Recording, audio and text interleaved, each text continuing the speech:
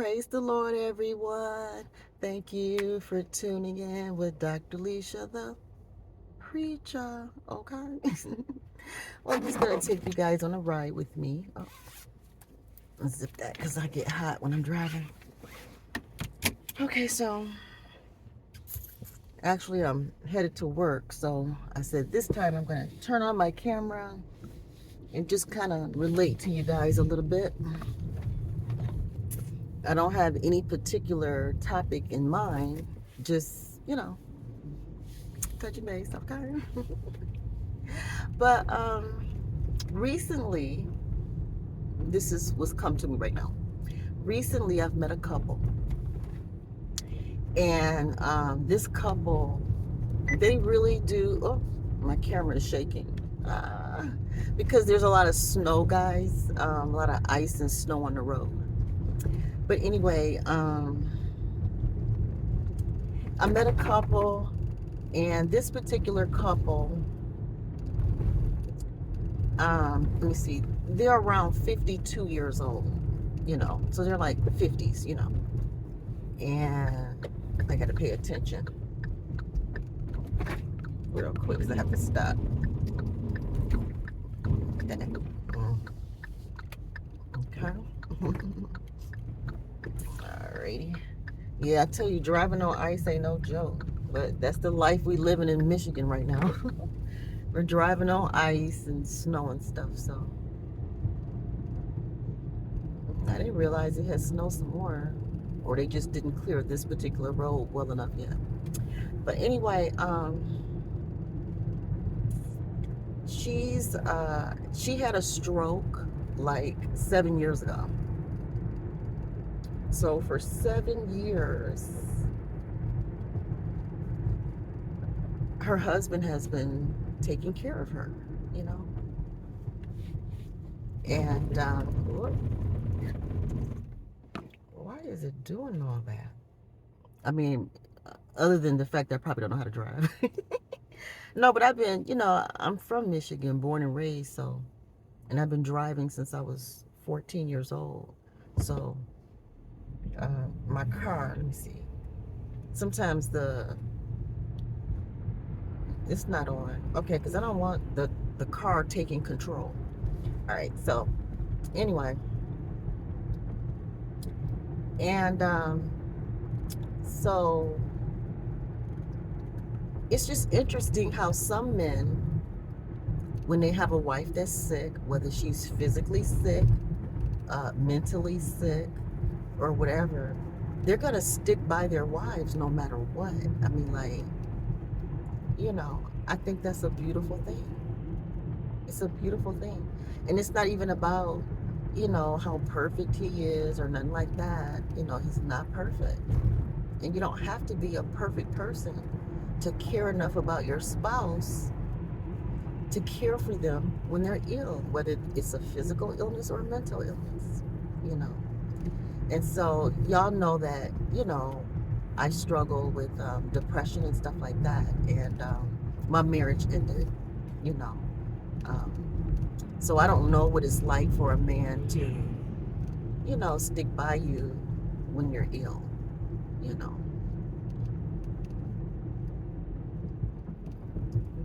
That's all I can say. Some men use your illness as an excuse to leave you. They'll leave you. I don't like how my car is acting, y'all. Hold up. My car is not acting right. I don't like how it wasn't acting like this yesterday. Hold up. Is there something going on? It might be a button I need to push. No, I don't want that on. Let's see. Traction control disabled. Okay, yeah. Okay, traction control. Okay, yeah, because I don't need traction help. It seems like it's making it worse. Yeah, I just had to find the right button. We'll see, right? But I think it's just beautiful to see a man, especially a man. Women, we're known to do this. Are there some women that as soon as their man gets sick enough, they're gone? Yeah, of course there's women, but it's not our nature. It's not our nature to be that way. And so I just think it's beautiful when a husband is that committed to his wife where, even when she's sick, he's there for her. You know, like I said, I have no idea what that's like. None. I was left. You know what I'm saying? So yeah, it is what it is. So yeah, it's beautiful. It's beautiful, and they have a beautiful testimony. They've been together over 30 years. Um, have several children, several grandchildren, and she's still a queen, well provided for. As far as her care goes. Because she's have disabilities from her stroke, her health issues and stuff. So yeah, yep. So that's one thing I wanted to mention, I guess. And then okay, so the whole Cat Williams thing. Okay, Cat Williams. Ooh, ooh, ooh. I think it's interesting. Did it snow again, really? Because the road was not like this just yesterday. Mm-hmm. So, Cat Williams, interesting, very interesting. I think this is the year 2024. Many other people have said this on the internet too. This is the year of exposure and speaking truth and the truth coming to the surface, the things that were done in the dark coming to the light, stuff like that. So I'm, like I said in a previous video, I believe, I'm so glad that I just went on and exposed myself in life. My whole YouTube channel has been about me, sharing what I've experienced in my life, and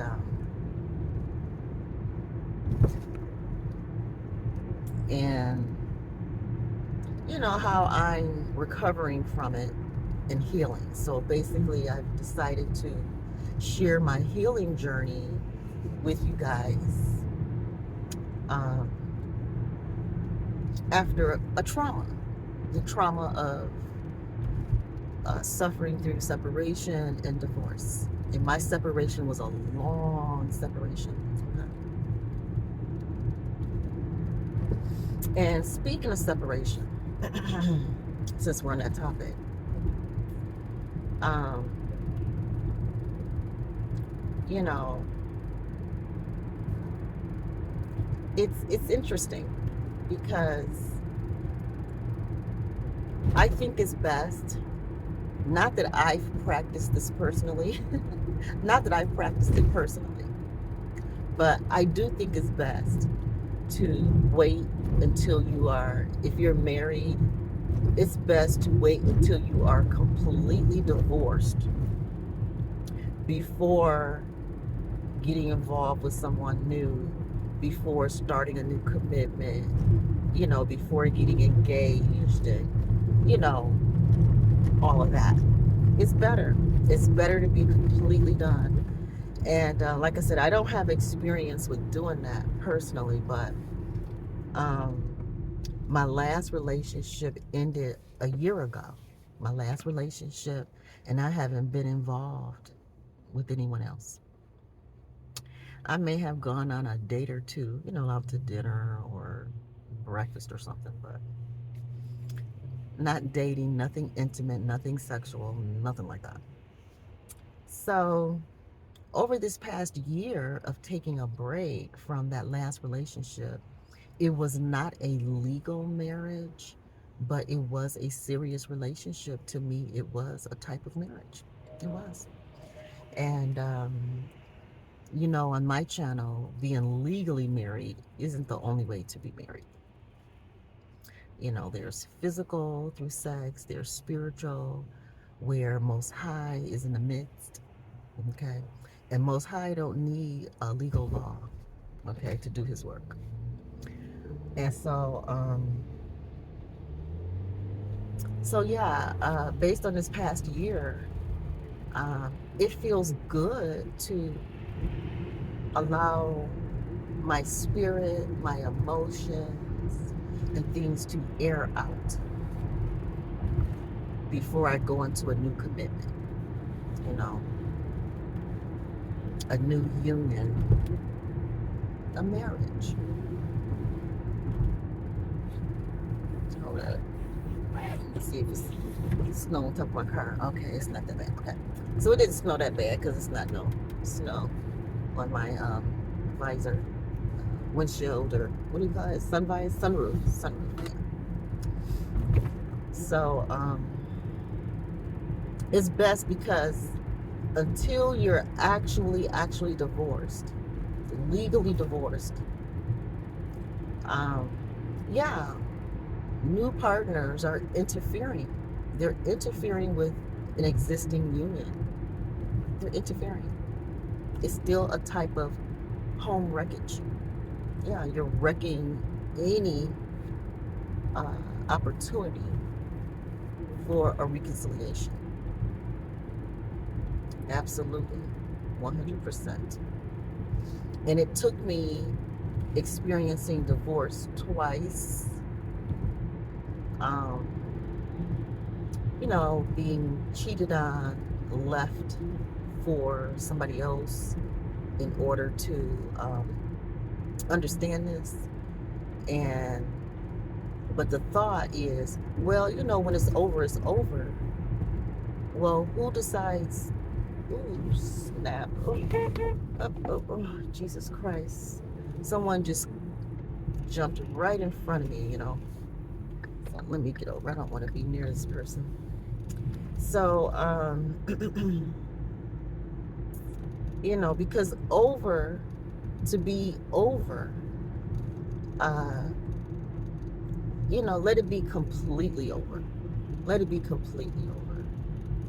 Because when a person interferes, or when the married people start bringing in new people before it is legally over, before Most High release, just because you're legally divorced don't even mean that Most High ended it.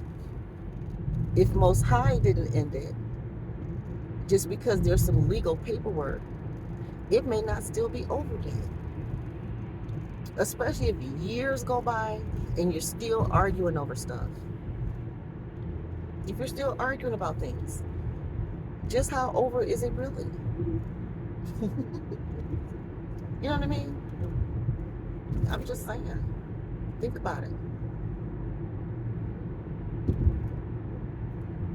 Yeah.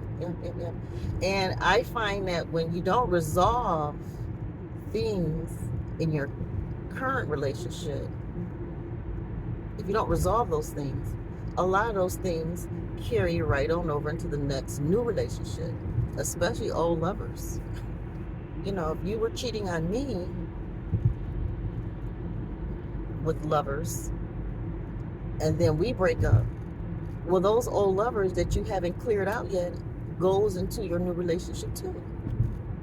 So in your new relationship, you're taking old lovers with you. You're still, giving them money and helping them buy cars and, homes and, you know, and the new person may or may not know. I don't know. Who knows? You know what I'm saying? So like I said, I don't have experience in doing that, waiting until everything is legal and finalized and stuff. So that's how I can, I'm speaking from experience. But like I said, the last relationship, we were not caught up in anything legal, like not even housing, bills or nothing like that. We didn't have legal attachments to the relationship. So when it ended, it was a cleaner departure, a cleaner departure, because there's no legal things there. But the reason why it can take a year or more for the relationship to be over is because it takes more than the law to sever the attachments. So I've needed this past year to flush out any spiritual, emotional, you know, attachments. And I'm okay with it, you know, because I don't want to take all that into a new relationship. Yeah. People will be engaged and about to get married and still arguing with previous lovers over stuff that's not resolved, stuff that's never been addressed properly. Wasn't There's no closure, you know. And some people say, you know, sometimes it's best to just move on, don't worry about the closure. Well, some people can operate that way, and but I would say most people don't. Most people at least want sincere apologies, sincere, like for example, there are a lot of people who want reparations concerning slavery. Okay, so in that case, okay, you enslaved my ancestors. Okay, and so slavery ends, and you just say, okay, sorry guys, and you kick them off your plantation, and they don't have anything. They don't own nothing. They don't, you know, what is supposed to happen? A quick I'm sorry is not enough. So that's why even after things are legal, legal separations, divorces, and all that, you still have other things to cut, you know, things to resolve, fix. Some stuff got to be fixed. Just because you divorce a person don't mean that Most High don't want you to fix the mess you made. Fix the mess you made, you know? Fix the mess you made.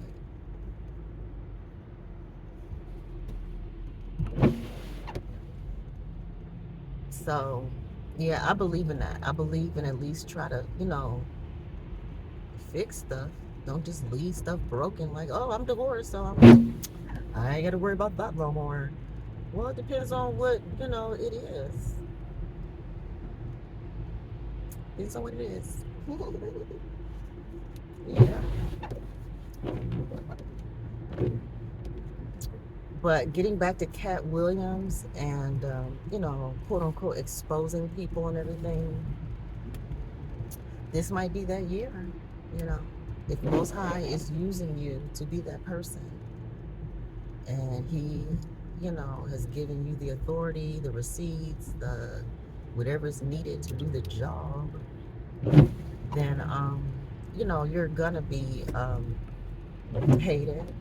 People are gonna accuse you of all kind of stuff, you know, accuse you of being a hater, accuse you of being jealous, envious, and all kind of stuff, you know. But some people are the set the record straight type people. Some people, you know, they just want things to end well. Some people actually want to heal. Not everybody can just leave it in the past. Not everybody can just sweep it under the rug. Not everybody can just forget what happened. You know, especially when you're living with the evidence in your face all the time. You know, if it's in your face, it's just in your face. I'm trying to get over. I'm gonna have to put some more windshield washer fluid in mine because my windows just keep getting dirty as I'm driving. Yeah, so, you know, for example, just because you divorce don't mean the kids disappear. If you have children involved, just because you say, or because the paperwork say you're divorced, that don't mean the kids are gone. You still got to resolve things with the kids, all kind of stuff. There's so many levels to ending, and sometimes ending can take years. It can take years. It can. And from what I've experienced and seen so far, like I said earlier in this video, what you don't resolve in your previous relationship tends to pop back up. If you don't fix it the first time, Most High give you a second marriage, a second relationship to fix that stuff again. Who want to do that? That's why. That's why I am taking a break. I'm taking a break from relationships, dating. I won't say absolute dating. Like, to me, there's levels to dating. To me, like, meeting and people, that's different than being in a relationship with a person. You can meet somebody, go to dinner, breakfast, enjoy each other's company, going bowling, things like that. That's just having friends. I guess you could say have friends.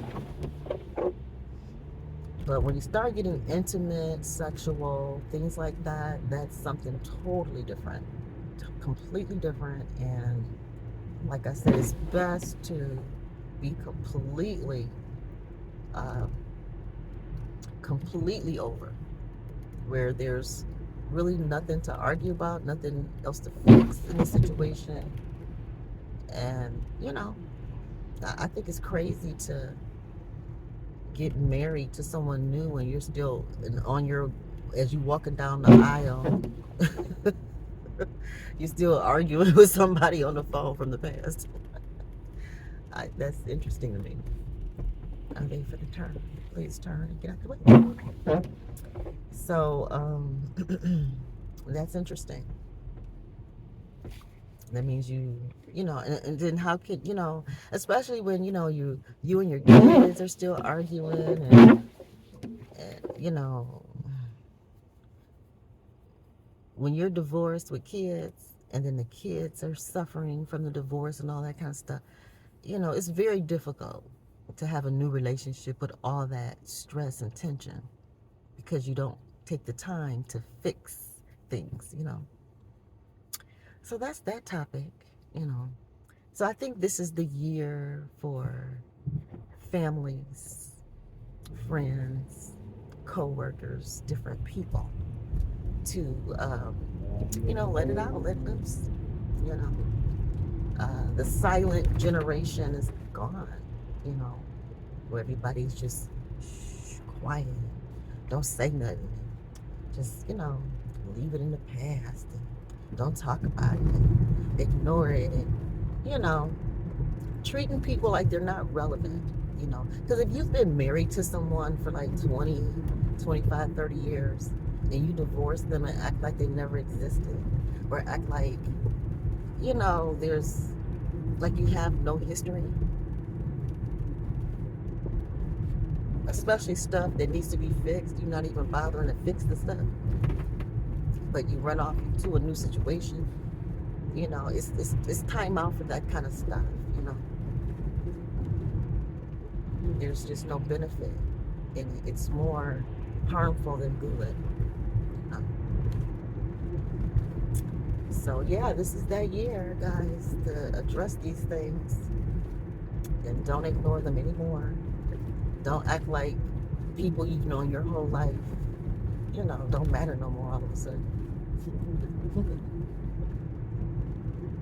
you know we're still supposed to display fruits of the spirit. Fruits of the spirit: being peaceable, be gentle. And I still need to finish up the fruits of the spirit. I think the next word is goodness, I think. Yeah, I think so. So that's that topic. Let's see if there's something else I can talk about while I drive to work. um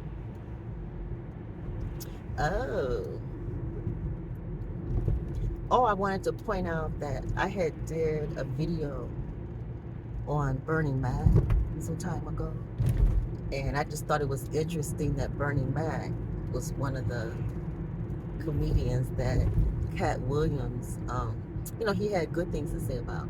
And then And then even, I think even Bernie Mac's daughter spoke up. I think she spoke up and said some things, um, and I had did a reading on them. Isn't that something? During the strike, the Hollywood strike and the Big Three strike and all that, I had did a Bernie Mac video. I felt like he was, connecting with me, and I did the reading. So I thought that was interesting. And with that being said, a lot of talk is going on about, men in Hollywood wearing dresses and stuff. Very interesting topic. Very interesting topic. Interesting, interesting. I don't think it's necessary. Now, have we all been entertained? Yeah, we've had a lot of laughs, with the Hollywood men wearing dresses and stuff. We've had a lot of laughs. But it is something that I don't think is necessary.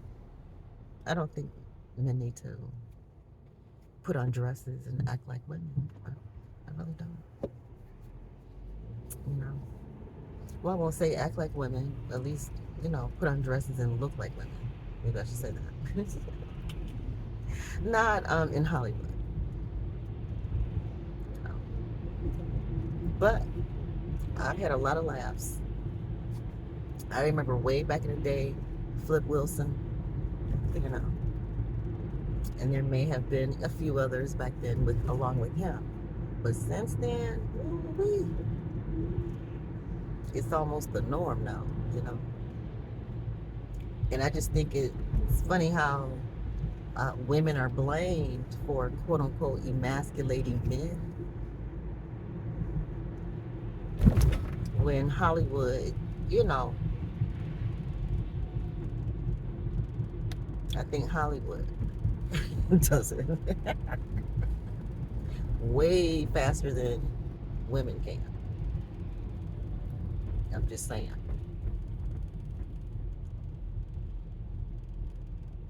Michigan's bat expert wildlife removal. Interesting. So, I just read that on a truck. Yeah, so, and then men may say, well, women get to wear pants, you know.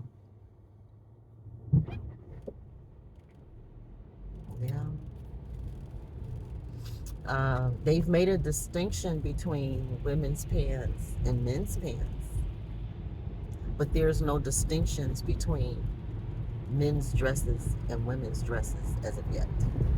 Unless you are, is it the Scottish people? Scottish and maybe the Irish people wear the kilts. Yeah. During some type of, uh,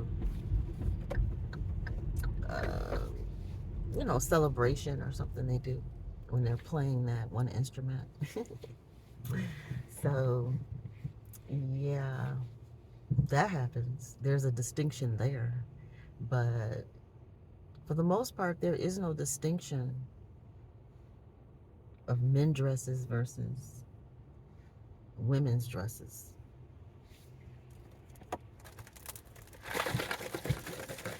But there is a distinction between men pants and women's pants.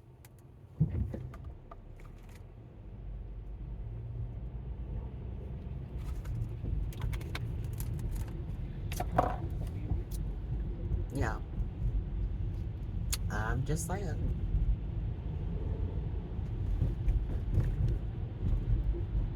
So that's my take on that.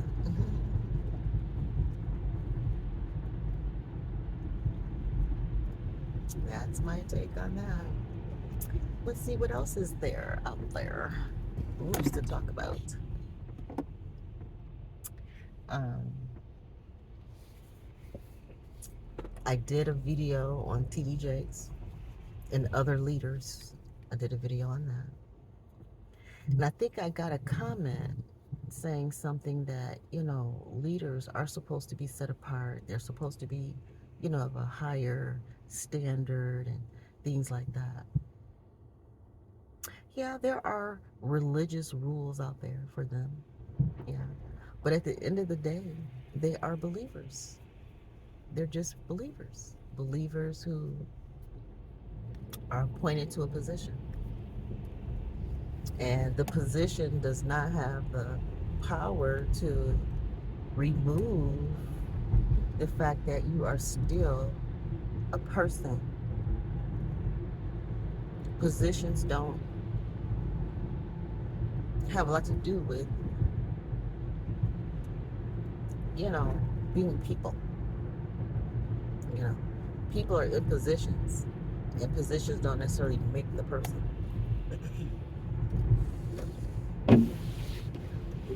So I appreciate the comment, and I understand what you're saying. I do, because a person's a leader. Uh, we expect for them to have above.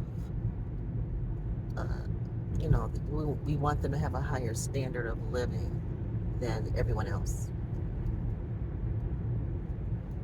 I'm not sure why we, you know, uh, believe this way, feel this way, and project that on our leaders. And, there may be some biblical references about, you know, what certain positions uh, require of people. But at the end of the day, it's still a person in that position, whether it's me, you, or somebody else. We're people, and there are certain experiences that we're just going to have, either because life dealt that to us or a series of choices that we made.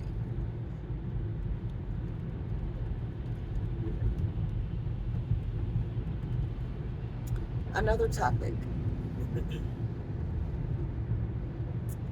Um, oh, yeah, I want to finish. I mentioned that I'm going to continue the fruits of the Spirit, and I think goodness might be the next one, possibly. I have to look it up. And then I also will at some point continue reading Cudjo Lewis's book written by uh, Zora Hurston and also Alice Walker. I have yet to see The Color Purple. I haven't gone to see it yet. I do want to. At first, I wasn't going to go see it because there was a lot of controversy around it, and I didn't like that. That there was controversy around it. I mean, like, concerning the producers and the actors and actresses and stuff, and the experiences, related to all that. I'm like, ooh, I don't want to support that. But then I saw how the Whoopi Goldberg, how she and Fantasia and the acting crew, um, I saw how they interacted. I saw that, and I was like, okay, well, that kind of softened me back up. Like, there's hope, you know, kind of thing. Um, you know, so if I get to it, great. If not, I'll just have to wait until it come out, on social medias. Hmm. That movie. Interesting. Interesting that it comes out now. You know, during the year of exposure. um, then there's another topic I want to go off into. On YouTube, in the YouTube streets, one of the popular red pill guys allegedly is going through some type of divorce. He's going through a divorce. He's had a long-term marriage, but possibly because of his red pill mindset, his marriage is probably ending because of it. And I was listening to another a gentleman earlier on YouTube giving his commentary on it, and he's married, Um, I was on his panel once. I spoke on his panel. I spoke about polyamory, you know, on his panel. And so, but anyway, I heard him talking about this, divorce and how he's married and he valued family, he valued his wife and kids, and he had to let go of all that red pill stuff because he realized that, wait a minute, this is not healthy for my family for me to think this way, act this way, feel this way, you know. So it's good to hear that there are some married men out there that are committed to their families and will not, walk away, abandon them for, you know, anything. How about that? Not for fast cash, not for fast women, you know, none of that stuff. And especially because of their wife's illnesses and things. They're not going to just abandon their wife and kids because of illnesses, money, none of that. But some men will. They will. They'll abandon their wife and kids for their paycheck, for a job, for a woman, for, in their case, they feel stuck in a family and they don't feel free and all this kind of stuff. They got to free themselves and all this kind of stuff. So, yeah. So here we go. A red pill guy losing his family. Now, the red pill community will not feel any kind of way. They'll feel like, hey, let her go. If she don't want you, let her go. And there's plenty more out there. Well, tell that to his children. Let's see how the children feel about that in a few years. You know? And a lot of men and women too, but I'm a woman, so I'm addressing men. So a lot of men, they just, they leave the mother of their children. They leave her, abandon her, and then they, expect the kids to just be okay. Just be okay, but okay.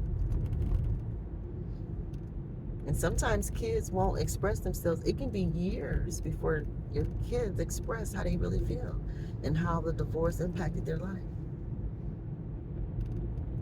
It'd be like that. I mean, do parents have the right to, do what they want to do? Yeah, they have the right to divorce if that's what they want to do.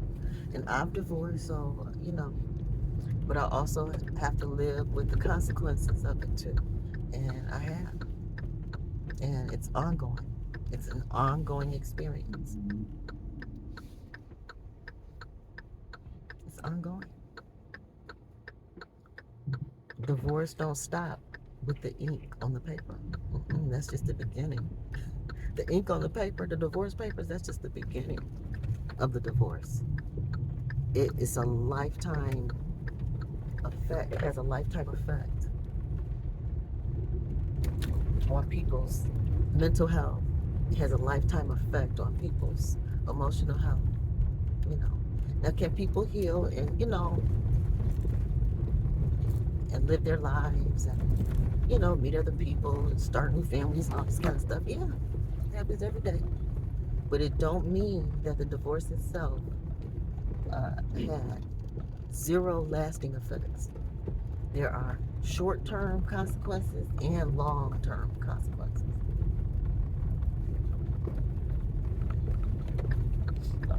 Yeah. All right, guys. I pretty much reached my destination, and it was good chatting with you all. I appreciate it. Driving in snow is something else, guys. Driving in the snow. Look at all these branches that fell over here. Wow, all in the street. My goodness. Mm-mm-mm. Okay, guys. Well, I truly appreciate this time with you. You all be blessed. Click like, click subscribe.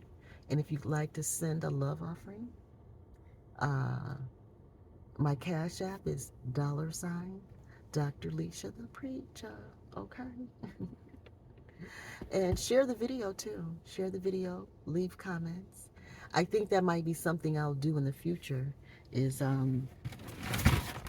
start reading the comments. I've been getting more comments than ever lately. I'm like, what? Cool, my videos are getting comments. Whoa. And I'm up to 600. I'm over 600 followers now, like 609 or something like that.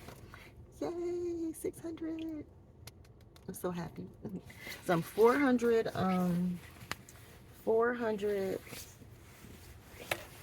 subscribers away from being able to, go live and consider some other stuff. So I'm excited about that. Okay, guys. Bye.